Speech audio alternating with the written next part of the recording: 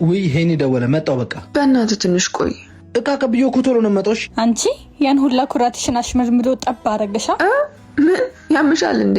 እኔ እኮ ነኝ ልጅቷ። ማለት ፍቅር ያዘሽ መስሎ። ፍቅር ለሴት ያለውን ንቀት ባየሽ።